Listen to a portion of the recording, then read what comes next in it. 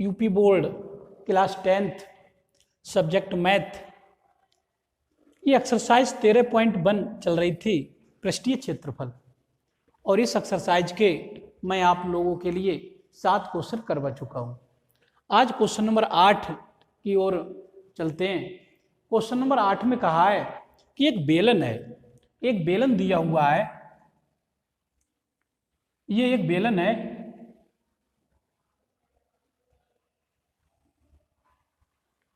Question को समझना बहुत जरूरी है। यदि क्वेश्चन में ये नहीं पता चला क्या निकालना है तो क्वेश्चन नहीं हो पाएगा। तो ये एक बेलन दिया हुआ है और इस बेलन की रेडियस भी दे दी गई है। इस बेलन की रेडियस है, इसका व्यास दिया हुआ है। व्यास कहा है इन्होंने 1.4 सेंटीमीटर है इसका व्यास। तो रेडियस हो जाएगी 1.4/2, क्योंकि व्यास की तो आधी होती है रेडियस। तो ये आ जाएगी 0.7। इसे भाग कर देंगे 2 सत्ते 14, 0.7। ये इस बेलन की रेडियस दी हुई है, ठीक। और इसकी ऊंचाई भी दे दी गई है बेलन की। बेलन की ऊंचाई है, क्वेश्चन में दे रखी है 2.4 सेंटीमीटर। ये बेलन की ऊंचाई दे दी गई है 2.4 सेंटीमीटर, ठीक। तो ये बेलन की ऊंचाई है। क्वेश्चन में ये कहा गया है कि इस बेलन में इसी ऊंचाई और इसी त्रिज्या का एक शंक्वाकार छेद कर दिया गया है। तो इसी ऊंचाई और इसी त्रिज्या का ये इसी ऊंचाई भी शंकु की यही है, ऊंचाई भी शंकु की यही है। इसी ऊंचाई और इसी त्रिज्या का एक शंक्वाकार छेद कर दिया गया है। तो यहां से जब इसमें छेद कर दिया जाएगा तो ये आकृति कैसी रह जाएगी, इसके लिए मैं थोड़ा बता रहा हूं। ये जब इसमें छेद हो जाएगा शंक्वाकार तो ये आकृति ऐसी बनेगी, फिर ऐसी शेष आकृति जो बनेगी ये जब ये शंकु इसमें से निकल जाएगा तो इस तरीके की आकृति बनेगी और ये शंकु बाहर आ जाएगा निकल के। ये शंकु बाहर आ जाएगा निकल के। ये शंकु इसकी रेडियस भी यही है, इस शंकु की रेडियस भी यही है। आर भी इसकी यही रहेगी 0.7, क्योंकि इसी त्रिज्या का किया गया है और इसी ऊंचाई का किया गया है। तो इस शंकु की ऊंचाई भी यही रहेगी, शंकु ऊंचाई रहेगी 2.4 सेंटीमीटर। ये रहेगी, ठीक। तो इसमें से जब इसे शंकु को निकाल लेंगे तो ये शेष आकृति बचेगी आपकी, ये वाली, ये शेष आकृति है।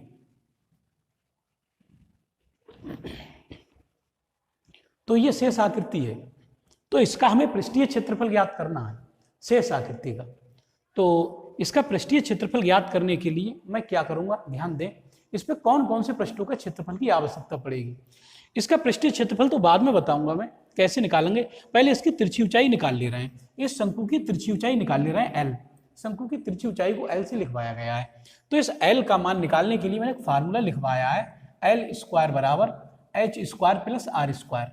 ये आप लोग जानते हो, ये H/L/R में संबंध होता है शंकु के लिए, ठीक। तो इसकी ऊंचाई दी हुई है और इसकी रेडियस भी दी हुई है। तो तिरछी ऊंचाई इसकी हो जाएगी L² बराबर h का मान दे रखा है 2.4 का स्क्वायर और प्लस ये 0.7 का स्क्वायर। तो यहाँ से L² की वैल्यू आ जाएगी 24/576 और 2 के बाद दशमलव लग जाएगा इसमें, प्लस 7 7 49, इसमें भी 2 के बाद लग जाएगा क्योंकि 0.7 × 0.7, एक के बाद इसमें एक के बाद उसमें। तो यहाँ से L² आ जाएगा 6.25, ये दोनों जुड़ जाएंगे तो L की वैल्यू आ जाएगी, स्क्वायर हटकर रूट चढ़ जाएगा इस पर 6.25। तो L की वैल्यू आ जाएगी 6.25 का जब रूट निकालेंगे तो इसका रूट आएगा 2.5, क्योंकि 25 25 हम 625 होते हैं, एक के बाद दशमलव लगेगा। तो ये इसकी तिरछी ऊंचाई आ जाएगी निकल कर, ठीक। ये शंकु की तिरछी ऊंचाई आ गई निकल कर, ये आ गई 2.5 सेंटीमीटर। ये शंकु की तिरछी ऊंचाई आ गई निकल कर, ठीक। हम शंकु का वक्रपृष्ठ भी निकाल लेंगे। शंकु का वक्रपृष्ठ कितना होगा, हालांकि संपूर्ण पृष्ठ इसका निकालना है, लेकिन इसका वक्रपृष्ठ मैं क्यों निकाल रहा हूं इसके बारे में भी आपको बताऊंगा।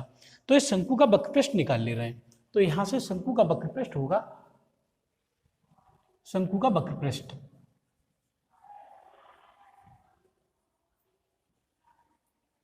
शंकु का वक्रपृष्ठ का सूत्र होता है, आप लोग पढ़ चुके हैं, पाई आर एल।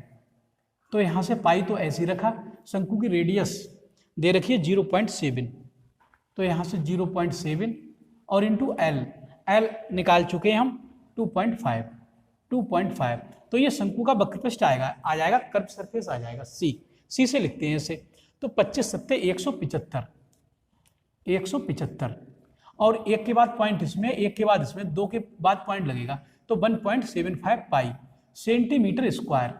तो ये इस शंकु का वक्रपृष्ठ आ गया निकलकर। अब इसे निकालने की आवश्यकता क्यों पड़ी?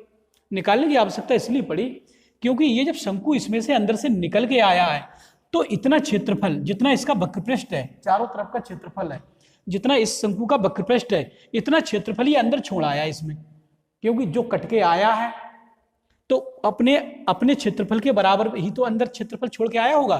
तो इसमें जब शंकुआकार छेद कर दिया गया है तो इसके अंदर का जो क्षेत्रफल होगा उसका वक्रपृष्ठ निकालेंगे हम, तो वो वक्रपृष्ठ शंकु के वक्रपृष्ठ के ही तो बराबर होगा। जो चीज जितनी कटेगी उतना ही क्षेत्रफल छोड़ेगी, क्योंकि अगर ये चाक है, ये चाक अगर मैं यहाँ से तोड़ के अलग कर दूं तो जितना इस पृष्ठ का क्षेत्रफल है इतना ही क्षेत्रफल ये इस पे छोड़ के आएगा, यहाँ पर छोड़ के आएगा। तो ये भी इसके अंदर से कट के आया तो अपने वक्रपृष्ठ के बराबर अंदर क्षेत्रफल छोड़कर आया होगा।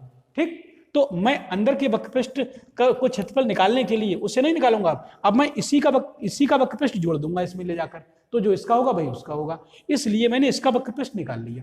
ठीक, अब मैं शेष आकृति का संपूर्ण पृष्ठ निकाल रहा हूं, ध्यान दें, शेष आकृति के संपूर्ण पृष्ठ पर। इसे तो अब मैं मिटा दे रहा हूं, इसे मिटा दे रहा हूं। तो शेष आकृति का संपूर्ण पृष्ठ मेरे लिए चाहिए, इस आकृति का संपूर्ण पृष्ठ चाहिए शेष का, तो शेष आकृति का संपूर्ण पृष्ठ, ध्यान दें, शेष आकृति का संपूर्ण पृष्ठ।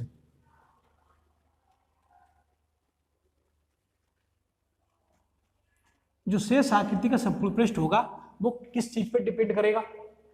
एक तो बेलन के वक्रपृष्ठ पर डिपेंड करेगा, क्योंकि बेलन के इसके अंदर के कटने से बेलन के जो वक्रपृष्ठ है उस पर कोई प्रभाव नहीं पड़ेगा। जैसे ये डस्टर है, इस डस्टर को मैं अंदर से काट लूं, यहां से काट लूं, तो इसके जो वक्रपृष्ठ है, ये वाला पृष्ठ है, इस पर कोई प्रभाव नहीं पड़ेगा, क्योंकि वो तो अंदर से निकल के आया है, तो ये पृष्ठ तो जो कि त्यों रहेगा, इस पर कोई प्रभाव नहीं पड़ेगा। ऐसे इसमें जब इसे अंदर से निकाला गया है तो बेलन के वक्रपृष्ठ पर तो कोई प्रभाव नहीं पड़ेगा। तो एक तो हमें बेलन का वक्रपृष्ठ चाहिए, एक तो बेलन का वक्रपृष्ठ मतलब सी, बेलन का कर्व सरफेस, प्लस और क्या चाहिए, और ये जो आधार है ये वाला, इस आधार पर भी कोई प्रभाव नहीं पड़ा होगा बेलन के, इस पृष्ठ पर कोई प्रभाव नहीं पड़ा होगा, क्योंकि ये जो कट के आया है अंदर से, तो यहाँ हल्का सा थोड़ा सा पॉइंट आया होगा, लेकिन इस क्षेत्रफल पर प्रभाव कोई नहीं पड़ा होगा, इस पर भी कोई प्रभाव नहीं पड़ा होगा। तो ये क्षेत्रफल भी हमारे लिए चाहिए, तो इसका क्षेत्रफल की भी आवश्यकता पड़ेगी हमारे लिए। तो इसका क्षेत्रफल कितना होगा? इसका क्षेत्रफल होगा, ये वृत्ताकार भाग है तो वृत्त का क्षेत्रफल होता है पाई आर स्क्वायर, तो इसका क्षेत्रफल भी चाहिए हमारे लिए, तो ये भी क्षेत्रफल इसमें मैंने जोड़ दिया। प्लस इसका जो अंदर पृष्ठ जो छोड़ के आया है उसका कितना क्षेत्रफल होगा? उसका शंकु का वक्रपृष्ठ होगा, तो एक मैं शंकु का वक्रपृष्ठ लगा रहा हूं इसमें, शंकु का सी, शंकु का कर्व सरफेस।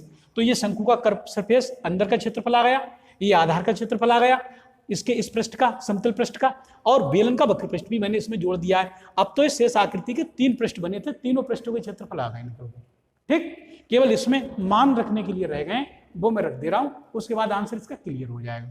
तो ध्यान दें, यहां से जो बेलन का वक्रपृष्ठ है, तो बेलन के वक्रपृष्ठ का फार्मूला होता है 2 पाई आर एच, ये वक्रपृष्ठ होता है, प्लस एक ये पाई आर स्क्वायर ऐसे ही, और शंकु का वक्रपृष्ठ तो हम निकाल ही चुके हैं, शंकु का वक्रपृष्ठ सी निकाल चुके हैं 1.75, और पाई तो मैं यहाँ लिख दे रहा हूं 1.75 पाई सेंटीमीटर स्क्वायर। ठीक, तो ये शंकु का वक्रपृष्ठ लगा हुआ है इसमें। ठीक, यहां से इसमें भी वैल्यू रखे दे रहे हैं 2 पाई, तो ऐसा ही, और आर का मान रेडियस काम करेगी इसकी 0.7, तो यहाँ पर 0.7 लिखे दे रहा हूँ, इंटू एच बेलन की ऊंचाई काम करेगी, तो ऊंचाई तो यही होगी 2.4, और प्लस यहाँ से पाई आर स्क्वायर मतलब 0.7 का स्क्वायर, और प्लस के 1.75 पाई, ये सब होगा। ठीक, तो इसमें से पाई सभी में कॉमन है, पाई मैं कॉमन ले रहा हूँ बाहर, पाई कॉमन ले रहा हूँ यहाँ से, पाई मैंने कॉमन ले ली यहाँ से, तो ये हो जाएंगे 7 दूनी 14, तो ये हो जाएंगे, और एक के बाद दशमलव लग जाएगा यहाँ ये, और इंटू 2.4 हो जाएंगे ये 2.4, प्लस पाई तो बाहर आ गए, 7 सत्ते 49, 2 के बाद इसमें दशमलव लगेगा, यहाँ आ जाएगा 0.49। ठीक, ये 0.49 आ जाएगा यहाँ से, और प्लस पाई बाहर आ गई 1.75, ये सब, तो ये सब मिलेगा इसमें। ठीक, तो ये पाई को तो ऐसे ही रखा, इसमें गुणा करा देंगे, 14 चौका 56, 5 हासिल के लगेंगे आपके, और 14 दूनी 28, 28 और 5 33, 28 और 5 33, तो 14 चौका 56 और 14 दूनी 28 और 5 33, एक के बाद पॉइंट इसमें, एक के बाद पॉइंट इसमें, तो 2 के बाद पॉइंट लगेगा, यहाँ लगेगा, यहाँ पॉइंट लगेगा। ठीक, प्लस ये तो 0.49 है ही, 0.49, और प्लस ये भी 1.75 है, तो इसे भी मैंने ऐसे ही रखा। इसे केवल हल करने के लिए रह गया है, तो इसे हल कर दे रहा हूँ, ध्यान दें, इधर हल कर दे रहा हूँ, इसे मिटा दे रहा हूँ, इसकी कोई आवश्यकता नहीं, जो वैल्यू निकलनी थी वो निकल गई। तो ये इसका हल कितना होगा, ध्यान दें थोड़ा, तो पाई तो ऐसे ही, ये जोड़ दे रहा हूँ सब, 5 और 9, 9 5 14, 14 और 6, 14 और 6 20, हासिल के 2 लगे, 2 हासिल के 7 9, 9 4 13, 13 और 3 16, 16 के 6, हासिल का 1 लगाए, 1 और 1 2, 2 और 3 5, ये मिला। पाई का मान भी यहाँ से लगा दे रहे हैं, पाई का मान होता है 22/7, 22/7 और इंटू 5.6, तो 7 से कट जाएंगे, 7 8 56, 0.8 बार जाएंगे, इसकी मल्टीप्लाई करा दे रहा हूँ, 8 दूनी 16 और 8 दूनी 16 और 1 17, एक के बाद दशमलव आएगा, तो 17.6 सेंटीमीटर स्क्वायर पृष्ठ है, तो क्षेत्रफल वर्ग में आता है तो वर्ग सेंटीमीटर, तो ये शेष आकृति का संपूर्ण पृष्ठ निकल के आया है। ये जो आकृति शेष जो कटने के बाद जो बची थी आकृति, इसका संपूर्ण पृष्ठ, तो यहां लिख देंगे शेष आकृति का संपूर्ण पृष्ठ, शेष आकृति का संपूर्ण पृष्ठ,